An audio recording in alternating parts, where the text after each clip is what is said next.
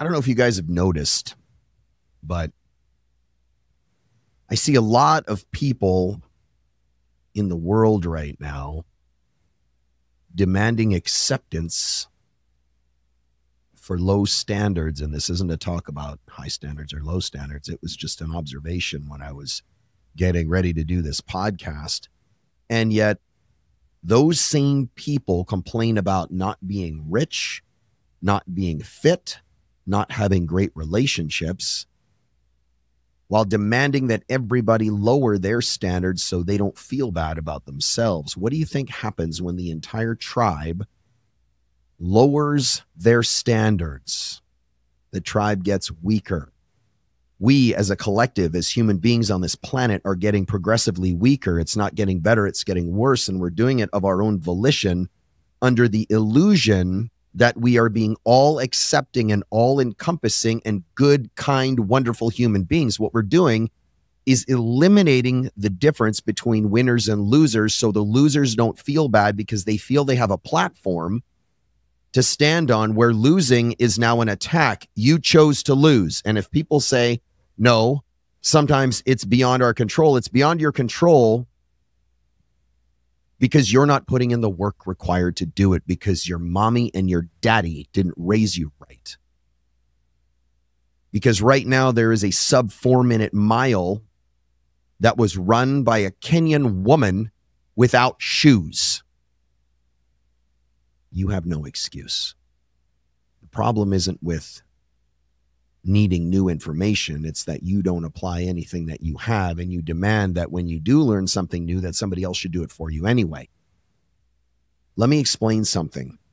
The world is filled with obsession, but obsession in the wrong direction. It is obsession towards making sure that everybody accepts me for who I am and my truth, but there is no my truth or your truth. There is only the truth, and there are only winners and losers. There's only right and wrong. That's not right, wrong. That is about as logical as when you say there's a gray area, that you can be sort of pregnant. You cannot be sort of pregnant. You are either pregnant or you're not. And if somebody gets in the comments and goes, well, technically there's all this, that's why you're a loser. And when you go, it's not nice to call people that, I'm not trying to be nice. But what I know is that when my wife and I were young, we didn't look at winners and losers and think that there was a problem between the separation between the two. If we were on the losing end of whatever it was that we were doing, we saw the winner and went, I'm coming for you. And I'm doing everything you did, but I'm doing it better. Now what the losers do is go, not fair. You hurt my feelings. You made me feel bad. You have an unfair advantage. You cheated. In fact, you should give me a trophy anyway, just because I woke up this morning. If you caught my podcast about how everybody wants to be fit, when you do that in nature, your DNA ceases to exist. Why isn't it the same with human beings? Somebody might go, oh, it's a terrible thing to say. It doesn't change the truth. The obsession on losing is becoming the norm. The obsession on, I'm going to be the one that protects my feelings and creates a safe space and walks away from a situation if it doesn't make me feel good, even though I need to be in that situation to progress to the level that I want to live. That's where the obsession rests now. Listen, winning requires obsession. So does losing. But losers obsessed on losing will never win. They'll just talk about it and complain that they don't have it. Winning is for the obsessed in that direction, not for the casually interested or the sort of motivated, the kind of excited. It sure as hell is not for the guy who still believes that a vision board and a turmeric latte is going to summon 6 figures and a 6-pack into their lap by Tuesday. Rhonda Byrne wrote a book, The Secret. It was a rewrite of Wallace Wattles. Gave no credit to Wallace Wattles. The point is, you cannot manifest your way into anything. You cannot think your way into anything unless you're willing to do the other side of that thinking, which is all the stuff you need to physically do. So thinking that you're going to have your 6 or 7 figure business and your 6-pack and your amazing marriage just by sitting there and thinking about it and trying to summon it into your life, no. No, I'm sorry. That's never going to happen. Winning is for the disturbed, the touched, the relentless, the reckless, the ruthless, for the man who wakes up with fire under his rib cage that's so violent that he couldn't take it easy, even if his life depended on it. I had a conversation with my business partner today, and he and I both had the same mind. We had the same mindset. Started talking about how when we take an hour here, an hour there to do something outside of the work required to grow the business that we're growing, the company that we're growing, we feel guilty. Now, no, I'm not saying that's healthy. I'm not saying it's unhealthy. I'm just saying that's how we think. But if you don't have that bone in you that says, get up and do more because you can do more and more is required to win, if that doesn't sound like you, where you are obsessed on winning, will get comfortable in Loserville. Population, everybody who hit snooze this morning and still think that life owes them something. Absolutely not. Every loser that I've met does the same damn dance. Never sprints, doesn't sprint towards failure. That would be noble. Think about it. Sprint towards failure? Well, that would be righteous and noble, huh? At least that would be honest. Nope. This loser that just shuffles in a circle, hits snooze, scrolls a little on social media, makes a comment or two because they don't like what they saw, scrolls again, opens the fridge, has a wrestling match with whether or not they should eat that extra Danish, drinks a can of regret, just marinating in their own disgusting life, talking about how frustrated and overwhelmed they are. He's not overwhelmed. He's undisciplined towards winning and disciplined towards losing. See, you don't need a degree in neuroscience to figure this out. You don't need to read Carl Jung in his native German. You just need to look at your damn routine in the morning that you do. Do you wake up like your life depends on it? How about that? Start there. The magic morning routine is the one where you wake up like your life depends on it because it does. Or do you wake up like you're auditioning for a spot on a reality show called Men Who Almost Tried? Men who woke up and thought about doing something productive and never did. Is that the show that you're trying to get on? Because that's usually where people live, and those are the ones that get angry at the comment I just made. Because that's what losers do. They procrastinate like it's a profession. We knew a professional procrastinator. Oh, he had lots of money. But he was a liar, procrastinator, storyteller, excuse maker. I don't care how much money you have, you're a loser if you do that. No goals, no urgency. Is that you? Is that you when you wake up? Do you explain away and come up with excuses and validations like it is a trained profession? Nothing, no urgency, no vision, no depth, no goals, no obsession, no objectives. You just treat time like it's infinite and ambition like it's just an option. That's what losers do. They live like they're going to get a second life. Like this is just a rehearsal. That second life may be where energy drinks didn't replace water, right? Where Instagram didn't eat 5 years of their existence. That's the second life. Where they're just chilling lifestyle. Maybe didn't cost them every damn dream and goal they said they cared about, that they said they were going to do, that their wife counted on them to do, by the way. Have you even made good on the promises that you made to your wife when you stood there in front of that preacher and said, I do? If you're a winner, you're not like that, just so you know. But here's the problem. When all of you guys get together and you go, oh, I have goals. I just have these things going on in my life. So I have some exceptions to the rule, right? You don't sit there and treat your days like time is endless. You're just really busy, right? You're not like that, right? Yeah, sure. And I'm a vegan monk with a cocaine habit. That's it. That's where I am with this. I'm just done. You ever look at what a loser eats? I mean, start there. It's like watching a raccoon just before they go to death row.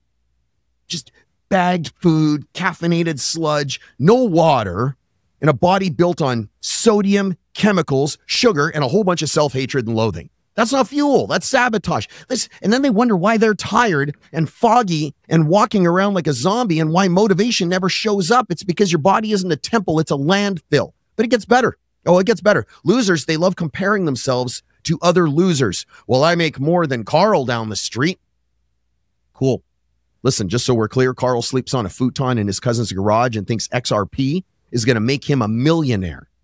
Being above him is like winning a limbo contest in hell. Nobody cares. Nobody cares. And if I hear one more grown man say, I don't have any real goals, I'm just vibing, I'm going to assume his brain has been replaced with aquarium gravel, because that's about where you're at. Because there's no vibing in a storm. And life, gentlemen, just to be very clear, is nothing but wave after wave after wave. I think it comes back to fear, doubt, the stuff that paralyzes most people who've never been punched in the face or told no more than twice in their life. Mommy and daddy, right? Never said no. Why? I want them to have a great childhood, so we don't really believe in the word no. Again, that's why little Tommy wears a dress. You ever hear somebody say, well, what if I fail? So what if you do? I fail all the time. I'm 181 podcasts in. I don't expect any of them to be astronomically successful. I keep showing up. I don't care. Number one, my show. Number two, my equipment. Number three, I don't care about your opinion. I care about telling the truth. What if you fail? So what? Spoiler alert, you will. Repeatedly. Congratulations. Welcome to planet Earth. How about the classic, what if I try and it doesn't work, Spartan? Let me give you a worse one. What if you never try and it still doesn't work? And now you've wasted a decade and your spine. I heard some guy say one time, listen, I don't try new things because I could technically drown in a bowl of clam chowder. Cool story, bro. Technically, you could also choke on toothpaste, but that doesn't mean you shouldn't brush your teeth unless you enjoy being single and alone forever. Fear is the most sophisticated cop-out in history, and doubt is just laziness dressed up fancy, given a label. Manufactured mental illnesses. They come from fear and doubt. But go ahead, keep using it. When your kids ask you why you never went for it, just tell them the drowning in your clam chowder soup story. Good job, Dad. I'm sure they'll respect you for it. You know what? Let me tell you something really strange. There is this magical device, an ancient psychological tool that makes cowards decisive and losers structured. Go figure. And all the Instagram and TikTok addicts become warriors. It's called a metaphorical gun to the head. And you know what people do? Well, I don't really believe in saying things like that, though. Enjoy Loserville. Population U and every other excuse. I watched a friend of mine test this theory one time. Sales team. 2 closers were killing it. 2 deadweights floundering around like goldfish in a dry sink. So this guy asks the underperformers, both of them, if I had a gun to your head, could you make more calls? Of course. They both nod. Could you ask for the sale more often? Yep. Could you push through more rejection? Have better communication skills? Of course they could. So why the hell don't you? No gun. That's it. You don't move because nobody's threatening you. There's no real consequence because the world now accepts and even celebrates being a loser because the pain of your mediocrity hasn't outweighed the comfort of your apathy. But what if you acted like the gun was real? It's on you. So if you actually sit there and go, but it's not, so act as if it is. You would jump out of bed, you'd structure your day, you'd stop screen sucking like your phone was a nipple and you were a 200-pound baby with a boob in your mouth. You'd drink water, you'd train, you'd plan your workouts, you'd push everything you can, you'd do one more rep, you'd start living like everything mattered and your life today was the last day you had instead of that depressive raccoon with a podcast mic. All of it. Instantly possible if you just acted like failure actually mattered. But you don't and you won't because your HBO and your Amazon Prime Video is still on autoplay asking you the same question. Are you still watching? And you click yes. Listen, you know what? I get a lot of static from you guys. You ever meet a winner? We're all a little off. Not balanced. Oh, you guys and your balance. Sure as hell aren't chill. There's nothing chill about me and I am not reasonable. That's winners. That's how we are. That's the point. You don't build success and the goals and the life and the vision that you have for yourself with moderation. You don't escape poverty by being on pills or being polite. Please understand this. You don't conquer your demons by asking them out to lunch. You have to become unreasonable.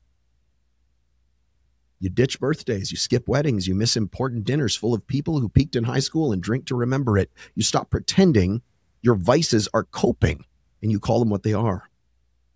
Pacifiers. Like porn, distraction, weed, distraction, alcohol, distraction, social media, distraction, all of it. Little digital binkies for men who never grew the hell up. The winners, though, just so you know, cut that shit out like cancer. Because they know that you can't be obsessed and distracted. You can't be relentless and dependent. It doesn't work. Keep trying to tell yourself that you can and you're special, but you can't. If you're still scrolling while you're lifting or you're texting while you're trying to do something productive in your life, you're not progressing. You're just slowing down how fast you die and going nowhere, by the way. You know what I think one of the biggest things my wife and I talk about, because it's winner that married winner, right? Brandy and I. We don't wing it. We don't cross our fingers and hope it works or buy some cheap program and go, this is going to do all the work for me. Even my Unbreakable Mastermind, it is a business program designed to help you make a lot of money, $1 million, and we'd have over 100 million in client success since I started this, with all the receipts to back it up. But you go ahead with your $10 coaching book and your YouTube videos and tell me how those work out for you when you have somebody in real time giving you advice to tell you, join, and let's scale the hell out of your life so you can stop floundering around at the bottom with a nipple in your mouth with that binky of social media that you look at all the things you hate and wish you had them because those are all the things you quit on. That's the only reason you hate them. You're winging it. You're hoping it shows up tomorrow. Tomorrow you're going to run out of tomorrows, just so we're clear. Winners don't stroll into life to see how it goes. A winner blueprints and maps and schedules and keeps it so tight. And then they organize all of their chaos because they know chaos is going to show up. It is not a matter of if, it's a matter of when. And when it does, they don't need to panic because they're prepared. They don't get anxiety because they're prepared. So they execute because they've already had the plan in place long ago. I know guys who go to the gym and somehow come out fatter. How? How is that even possible? It's not that you're eating the wrong diet unless it's you're eating everything in sight. But I mean, you don't need the carnivore or the sugar or the blood type or keto or paleo or whatever other diet you're coming up with. It's because they walked into the gym without a plan. They danced with a couple of cables and took some selfies for social media and grabbed a 1,200 calorie Jamba juice and called it a day as they walked out going, that was a rough workout. You might as well light a protein bar on fire and roast marshmallows over it. At least you'd get warm. That's where this is. And yet I see it all the time. It's very frustrating. Structure isn't an option for people who want to win, for the obsessed. That is the framework for everything that they build, the scaffolding of your entire future. Structure isn't control, it's clarity. And just to be clear, singularity of focus, that clarity, that laser focus, that's what separates the fire breathers from the barely breathers. The market doesn't care how you feel. Like, you want a real jagged, bitter pill, that's it. The market doesn't care. If you want to make money, the market doesn't care how you feel. It doesn't care if you're tired, if you're alone. It doesn't care if your uncle said you'd never make it. It doesn't care if your third grade teacher didn't believe in you. If your girlfriend left you for a guy with a yacht, the market rewards value. It rewards resilience. The market never in history has rewarded a victim, ever. Even though all of you victims are running around talking about all of your traumas and your childhood issues, waving a flag going, accept me, approve me, you're still not going to win because you don't accept and approve you. Never mind not having a plan, start with that. So if you're sulking in the corner of life because something hard happened, let me be the first to congratulate you. You're human. Now move. Because the guy beating you doesn't have fewer problems. He just carries them better and cares about them less. Winner, I've never heard a winner say, I can't. Ever. Never. You know what a winner says? Who can help me? Not I'll carry the cross myself. Who can help me? Who can I pay? Who can I call? Who can guide me? Who can coach me? Who can help me? They don't say I'm not skilled. They go, where do I learn? Who is doing it better than me? How do I pay them to teach me that skill set? You guys are so backwards in your thinking, going, where do I find the cheapest, easiest thing that's going to teach me to do and have and be everything that incredibly successful man or woman is? You need to just go up to that successful man or woman and go, how much is it going to cost to learn everything that you do? And whatever the cost, time, money, and energy, pay that person. Winners don't wait, they build. They find a door and they kick their foot right through it. And if the house is on fire, they light the cigar with the flames of the home. You don't need permission to win. You need to get a little crazy and a whole lot obsessed, because it has nothing to do with time. I need a little more time. Anyone that says, I just need a little more time, bro, you need a bigger set of balls. Stop pretending your lack of resources is the reason you're not winning. Your problem isn't a lack of resources. It's what I've said before. It's a lack of resourcefulness. I think maybe, I have to look at the time up here, because I have my Q&A, campfire Q&A in about 15 minutes. See, I stack my schedule because I want people to win, but I want to make sure I give the information out and I never miss. You think it's easy that I never miss? No, it's commitment. So here, let's get all kinds of offensive. Let's get offensively offensive. You are a grown man or woman with no schedule, no vision, no urgency, no real strength, addicted to vices, addicted to victimhood, addicted to comfort. That's not being an adult. That's a toddler with bills. If you think that's harsh, I don't know.